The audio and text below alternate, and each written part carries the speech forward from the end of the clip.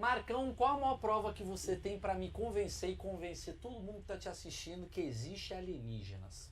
Bom, essa é uma pergunta bem polêmica, né? Mas o Brasil, aqui a gente tem uma comissão brasileira de ufólogos, né?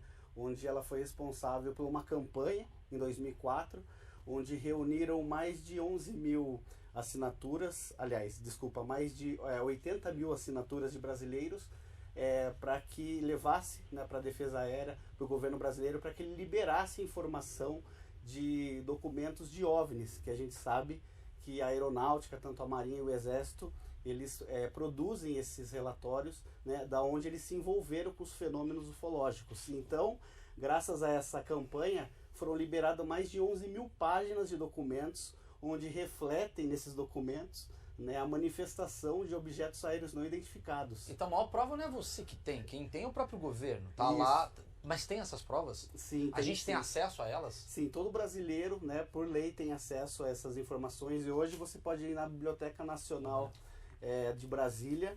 Pô, tem que ir até lá, bicho. Mas também pode fazer download pela internet. Ah, pronto, vou ter que ir até lá. Porque ele fala desse jeito, aí que você não vai descobrir.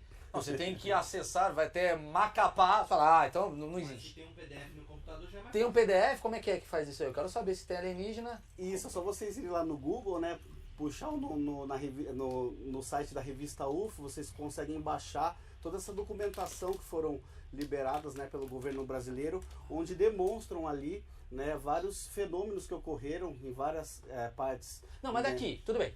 Tá, beleza. Aí o cara vai lá, não quero ler, tem um cara que não quer saber ler, vai ter uns negócios, artigo 13. Você aqui, de coisas que você leu sobre isso, tem alguma coisa que fala, não, é comprovado, isso teve sim. Sim, olha, da minha parte, assim, as investigações de campo, né, porque eu também sou um pouco cético, então eu vou buscar as informações para que comprovem, né, realmente que algo aconteceu. Por exemplo, Varginha, é uma coisa que eu tenho certeza absoluta que ocorreu, uma manifestação, né, de criaturas que foram capturadas pelo Exército Brasileiro ali na cidade do sul de Minas. Tem certeza? Tenho certeza, porque eu conversei Com o alienígena. Eu tive de frente com alguns militares que participaram da operação de captura e de transporte dessas criaturas, né? Então ali você conversando com esses militares, e você vê que realmente alguma coisa muito séria aconteceu e eles presenciaram o avistamento dessas criaturas estranhas. Peraí, você acompanhou o caso Varginha integralmente, assim? Você tem acompanhado isso? Eu tenho acompanhado ultimamente, nos últimos 6 anos, eu e mais 2 colegas, João Marcelo e Jordano Mazzucci. João Marcelo e 4522, que é um alienígena, ele vai lá pra saber se tá tudo bem. Aí a gente está reinvestigando o caso Varginha, né, que foi um trabalho muito bem feito pelos ufólogos da época, e a gente, de certa forma, tem até a ajuda dos principais pesquisadores que hoje não falam mais sobre o assunto, que é o Birajara Franco Rodrigues. Não fala por quê? Né? Então ele mudou um pouco de, assim, a visão dele sobre o caso, e hoje ele diz que não tem provas científicas de que algo aconteceu.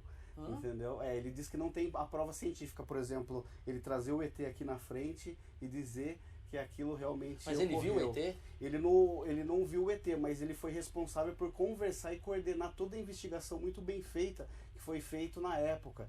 Inclusive uma maneira de acobertamento muito grande que foi imposta pelas Forças Armadas para encobrir esse tipo de assunto na época, porque estava sendo vazada várias informações de como se procedeu essa operação em Varginha, né? E teve também as testemunhas civis, que foram aquelas 3 meninas que avistaram essa criatura, né, no terreno baldio lá, e outras testemunhas que se envolveram em outros horários que avistaram essas criaturas na cidade de Varginha. Mas sério, existe uma corrupção intergaláctica dos caras, os alienígenas, o Birajara, não fala, você vai ganhar plânctons, não tem isso? Então, o pessoal na ufologia tem, bastante gente acredita que ele mudou de posição, porque no caso ele teria sido comprado, ou mostraram os ETs para ele, mas eu, como sou amigo pessoal dele, eu acredito que nada aconteceu, ele só mudou mesmo de opinião, né, devido à questão pessoal dele mesmo, mas não houve nada de conspiração envolvendo sobre que ele não fala mais sobre o caso Varginha hoje. Então a gente continuou as investigações e a gente procura revisitar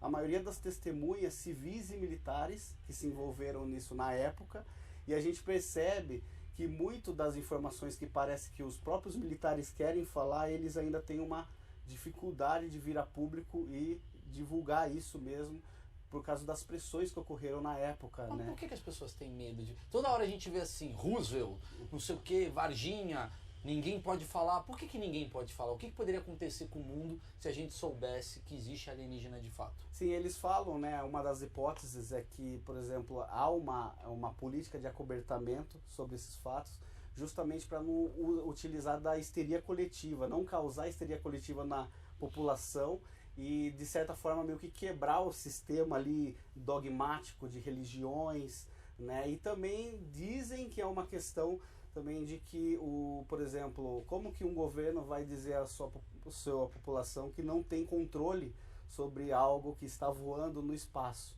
né? Que nós tivemos aqui no Brasil um caso muito famoso em 86, que foi a Noite Oficial dos OVNIs. 21 objetos foram detectados nos radares. Uma balada dos OVNIs. Uma balada dos OVNIs. E aí eles estiveram aqui, né, sobrevoando várias regiões do Brasil, concentração também em São Paulo, e aí foi mandado vários caças averiguarem esses objetos que estavam dentro do radar, né? E esses caças que foram perseguir esses objetos em 1986, eles depois deram, né, eles deram entrevista dizendo que eram luzes que sobrevoavam em alta velocidade e que refletiam uma inteligência, como se algo estivesse controlando aquelas luzes, e que eles faziam manobras assim incríveis que os próprios pilotos não conseguiriam realizar, né? E eles ficaram impressionados com esses avistamentos. E o interessante é que no radar foi detectada a velocidade que esses OVNIs estavam voando. Então, em 1986 foi catalogado eles voando a 15 mil km por hora. O quê? Sendo que até hoje, em 2021, a aeronave que voa mais rápido do mundo chega por volta de 4 mil km por hora. Então, em 86, algo que voa a 15 mil km por hora ficou um mistério muito grande. Então hoje talvez seja 200 mil e a gente não esteja vendo. Pode ser por isso que a gente não esteja vendo tanto quanto a gente via antes. Exatamente. Teve alguns outros avistamentos por parte de pilotos que foram estudados, né, na matemática ali, porque o radar não capturou, né, ali não conseguiu capturar a velocidade, em que eles matematicamente conseguiram assim mencionar a 45 mil km por hora. Viajando nos Estados Unidos, na Califórnia. Na verdade, a gente fala isso pra não fuder a Fórmula 1. Porque se você começa a falar, vai ter os... Imagina, mano. Vai estar lá Renault, aí do nada vai ter a Alien Sports. Vai pegar, o carro vai a 30 mil por hora.